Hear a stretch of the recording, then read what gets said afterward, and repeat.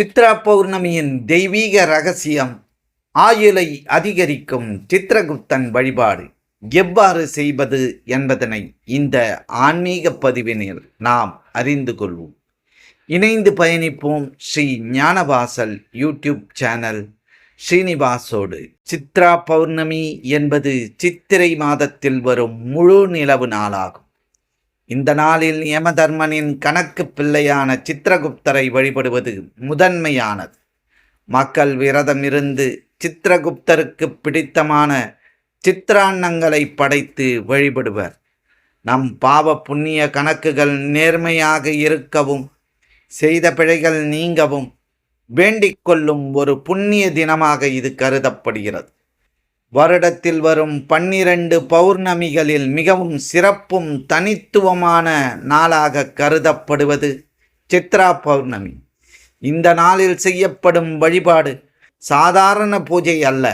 அது நம் வாழ்க்கையின் பாவ புண்ணிய கணக்கை சீர் செய்யும் ஒரு அற்புதமான நாளாகும். யமதர்மனின் துணைவியாக உலகில் உள்ள ஒவ்வொரு உயிரின் செய்கைகளையும் பதிவு செய்யும் சித்ரகுப்தரை வழிபடுவதற்கு ஏற்ற நாளாக இந்த நாள் கருதப்படுகிறது. புராணங்களின்படி ஒரு நாள் கைலாயத்தில் பார்வதி தேவி பொழுதுபோக்காக ஒரு அழகிய ஆண் குழந்தையை ஓவியமாக வரைகின்றாள். அந்த ஓவியம் உயிரோடு இருப்பது போல பிரகாசித்தது. அந்த சமயம் அங்கு வந்த சிவபெருமான் அந்த ஓவியத்தை பார்த்து மகிழ்ந்தார். அவருக்கு உடனே ஒரு நினைவு வந்தது.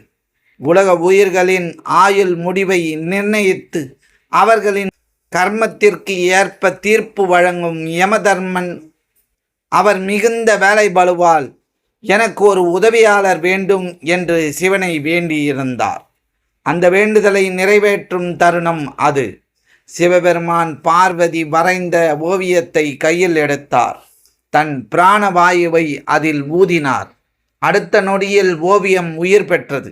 சிவசக்தியின் அம்சமாக உயிர் பெற்ற அந்த தெய்வீக உருவம் சித்ரகுப்தன் என பெயர் பெற்றது. சித் மனம், குப்த மறைவு. மனதில் மறைந்திருக்கும் எண்ணங்களை அறிந்து பாவ புண்ணிய கணக்குகளை பதிவு செய்பவர்.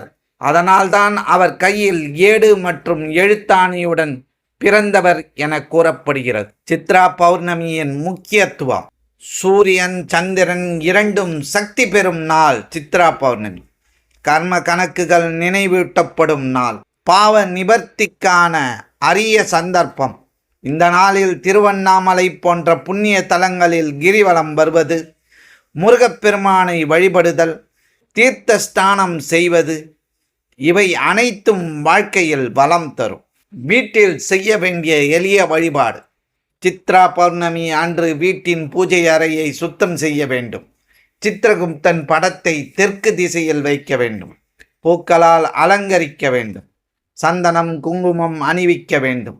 நைவேத்தியமாக பச்சரிசி, வெல்லம், வேப்பம்பூ பச்சடி, பல வகை சாதங்களான தேங்காய் சாதம், புளியோதரை, எலுமிச்சை சாதம், தயிர் சாதம், சர்க்கரை பொங்கல், வெண்பொங்கல் ஆகியவை படைத்து வழிபட வேண்டும். 5 முக குத்து விளக்கி ஏற்றி என் மனதில் உள்ள தீய எண்ணங்களை நீக்கட்டும், நல்ல வழியில் வாழ வையுங்கள் என்று மனமாற வேண்ட வேண்டும்.